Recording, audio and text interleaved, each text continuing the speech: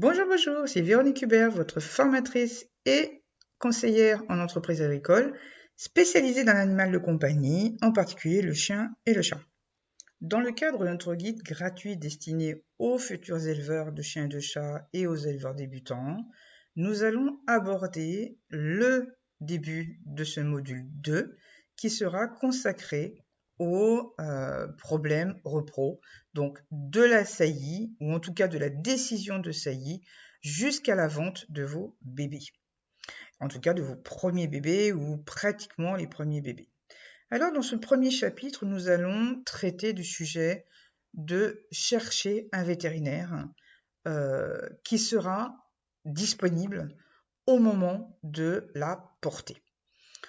Donc, évidemment, il ne s'agit pas de vous renseigner 2 jours avant la mise bas présumée ou même au moment de la mise bas présumée. Et malheureusement, beaucoup de jeunes éleveurs, d'éleveurs débutants qui vont avoir leur première portée s'imaginent que tout va bien se passer, que la maman elle va finir par expulser tout ça sans aucun problème, et que finalement on arrive au bout et qu'il suffira d'attendre ou même de veiller, d'aider maman à pousser un peu, etc. Bon, non.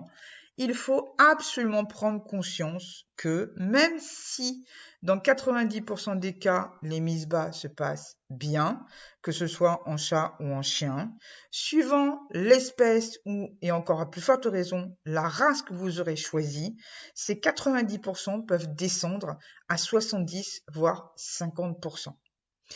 C'est-à-dire que entre les 10 et 50% qui restent, eh bien, c'est tous les aléas qui peuvent arriver.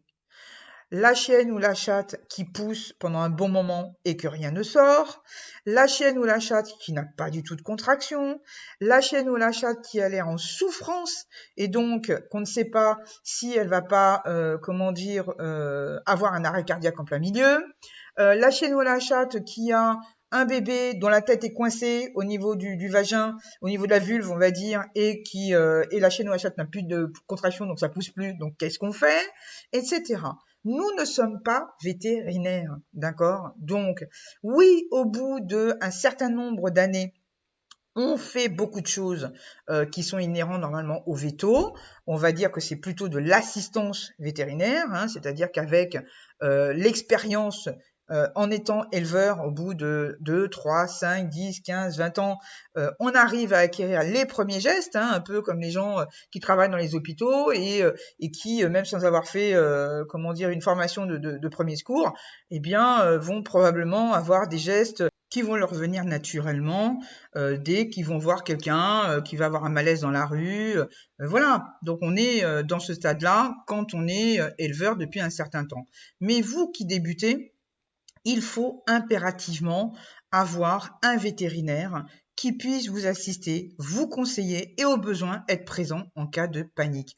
De toute façon, il n'y a pas de honte à ça. Même quelqu'un de chevronné, un éleveur chevronné, il prend justement ses dispositions et combien de fois on le conseille que il faut s'enquérir d'avoir un veto dispo, donc ça veut dire un veto de garde, dès qu'on sait qu'il y a une mise bas imminente, d'accord? Donc évidemment, il va pas se renseigner 2 mois avant, puisque généralement, il va avoir un vétérinaire classique, hein, c'est-à-dire celui qui suit ses animaux de façon régulière, mais il le fera de toute façon, parce qu'il sait très bien que même d'une chienne ou du chat à une autre, voire d'une portée à une autre pour la même femelle, il peut se passer n'importe quoi. Et que c'est pas parce que, par exemple, la femelle a eu 1 voire 2 portées qu'au bout de la 3e, ce sera toujours la même chose. Ça peut être patatras, il se passe n'importe quoi à la 3e. Allez donc savoir pourquoi, on n'en sait rien, hein, qu'il y a une césarienne en urgence, etc. Donc la première des choses, et surtout d'ailleurs si vous venez d'emménager dans un nouveau département, hein, est de rechercher un vétérinaire déjà qui soit ouvert 24 heures sur 24, donc une clinique qui soit ouverte 24 heures sur 24. Alors, il est bien évident qu'on ne parle pas d'une boîte de nuit hein, qui doit être ouverte avec un accueil clientèle 24 heures sur 24. Non, il s'agit d'une clinique qui assure les services de garde 24 heures sur 24. Et parce que, tout simplement, sachez que les mises bas très souvent ont lieu à partir de 8-9 heures le soir. Et oui, c'est ancestral ça.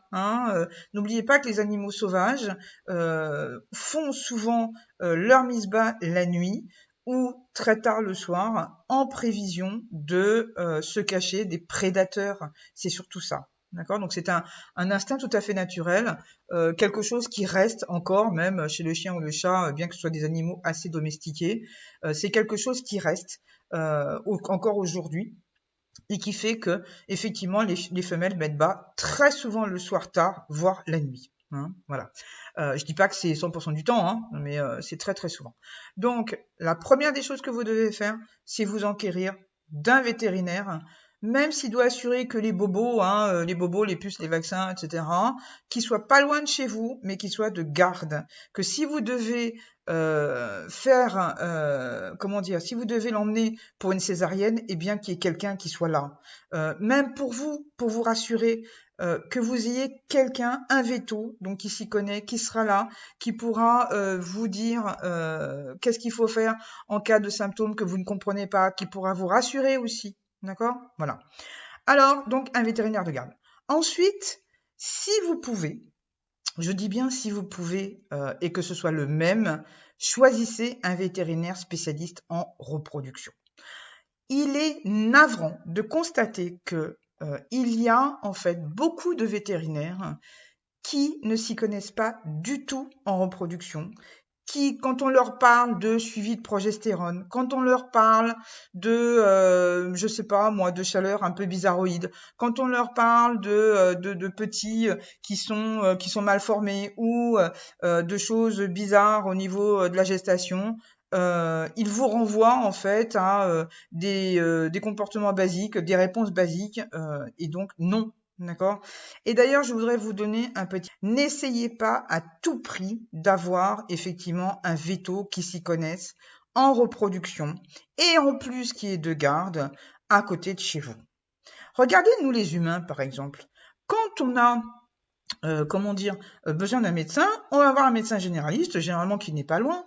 Mais quand on a quelque chose d'un peu plus sérieux, qu'est-ce qu'on fait? On va voir un spécialiste, ou le médecin généraliste d'ailleurs nous oriente vers un spécialiste, ou alors on le trouve tout seul. On va voir un pneumologue, on va voir un allergologue, on va voir un cardiologue, donc pourquoi pas les animaux? Ok? Et donc ce spécialiste humain n'est pas forcément à notre porte.